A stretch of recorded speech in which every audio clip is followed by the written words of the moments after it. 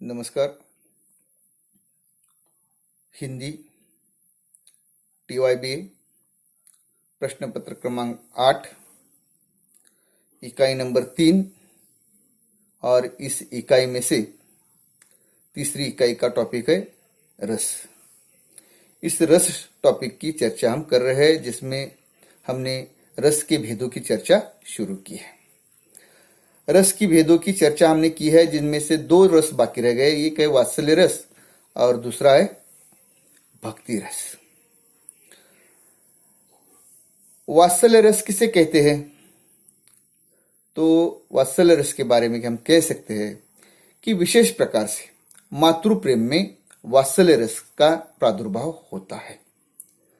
पुत्र जन्म के पूर्व माता के हृदय में स्नेह का संचार हो जाना, पुत्र जन्म के पूर्व ही माता के हृदय में स्नेह का संचार हो जाता है और इसी कारण प्रसव वेदना भी अनुभव नहीं होती और बच्चे के जन्म के साथ ही माता के स्तनों में दूध उमड़ आना मातृवात्सल्य ही है।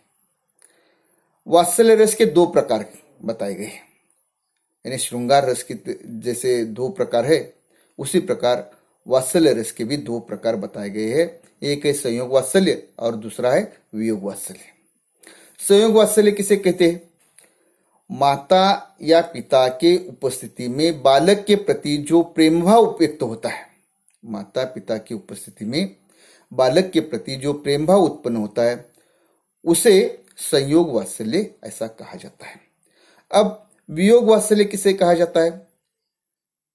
जब जब बालक के माता पिता किसी कारणवश बालक से अलग हो जाते हैं, कुछ समय के लिए उससे दूर हो जाते हैं, तब उनके हृदय में बालक के प्रति जो प्रेम भाव व्यक्त होता है, उस दशा को वियोग वात्सल्य ऐसा कहा जाता है।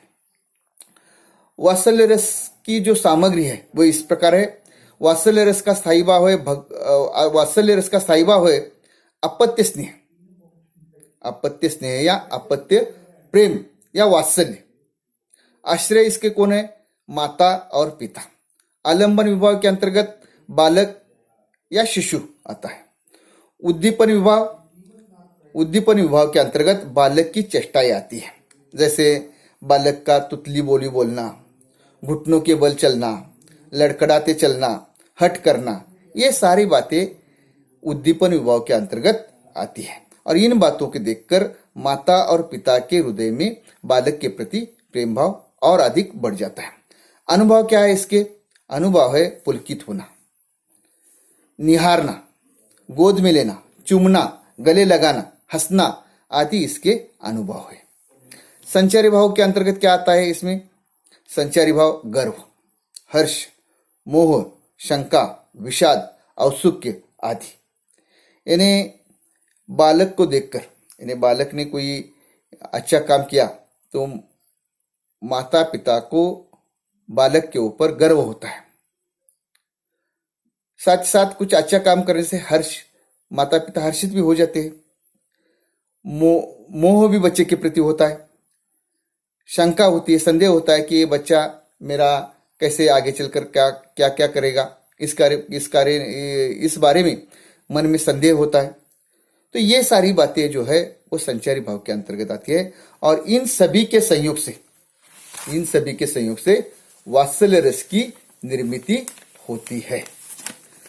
अब वात्सल्य रस का उदाहरण देखिए। सूरदास ने जो पद रचना की है वह वात्सल्य रस के अंतर्गत आती है।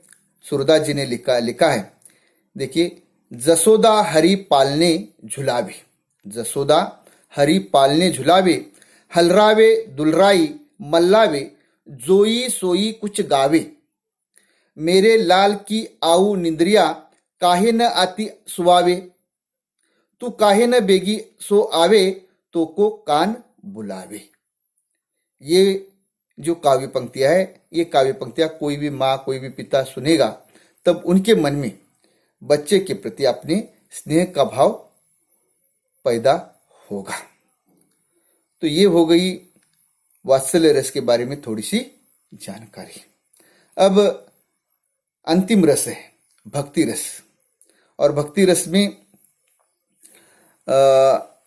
जो वर्णन किया है, तो भक्ति रस की निर्मिति कैसे होती है उसके बारे में हम चर्चा करेंगे। संस्कृत विद्वानों ने भक्ति रस को श्रृंगार रस के अंतर्गत मानकर प्रेम ही इसका स्थायी भाव माना है।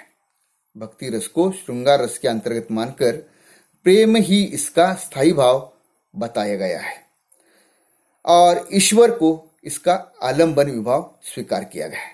लेकिन संस्कृत के आचार्य विश्वनाथ जी ने और पंडित राज जगन्नाथ, इन दोनों विद्वानों ने भक्ति रस को श्रृंगार से अलग करके उसका विवेचन विश्लेषण किया हुआ दिखाई देता है। तो भक्ति रस का स्थायी भाव क्या है? तो भक्ति रस का स्थायी भाव है भगवत प्रेम, यानी ईश्वर के प्रति जो हमारे मन में प्रेम होता है वह इसका स्थायी भाव है। आश्रय क्या है इसके?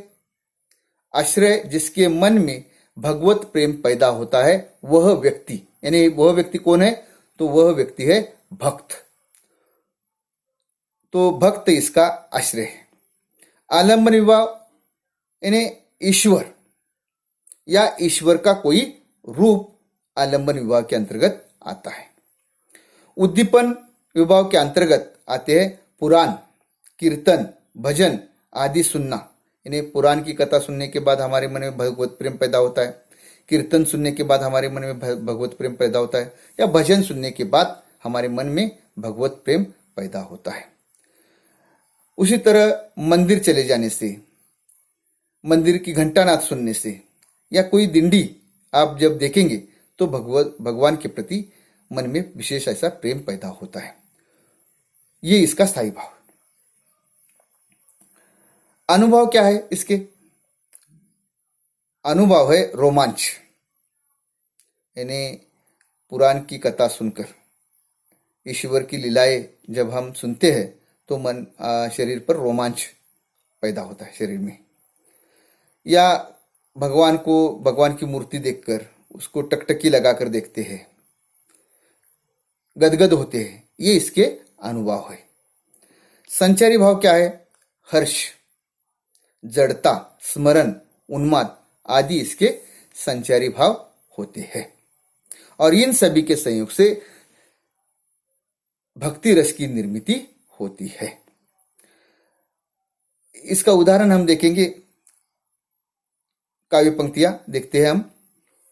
बसो मोरे नैनन में नंदलाल, बसो मोरे नैनन में नंदलाल, मोहिनी मूर्ति सावरी सुरती, नैना बने बिसाल, अधर सुधारस मुरली राजती, उर बैजंती माल, क्षुद्र घटिका कटितट शोभित, नुपुर शब्द रसाल, मीरा के प्रभु गिरधर नांगर, भक्त वत्सल गोपाल। ये है संत मीराबाई की काव्य पंक्तियां है। इन काव्य पंक्तियों को हम पढ़कर सुनकर हमारे मन में ईश्वर के प्रति भगवत प्रेम पैदा होता है और जब भगवत प्रेम पैदा होता है तो भक्ति रस की निर्मिति होती है। ये हो गई रस टॉपिक के जो अंतिम दो जो रस रह गए थे उनकी जानकारी, और इसी के साथ ये रस टॉपिक भी समाप्त होता है। धन्यवाद।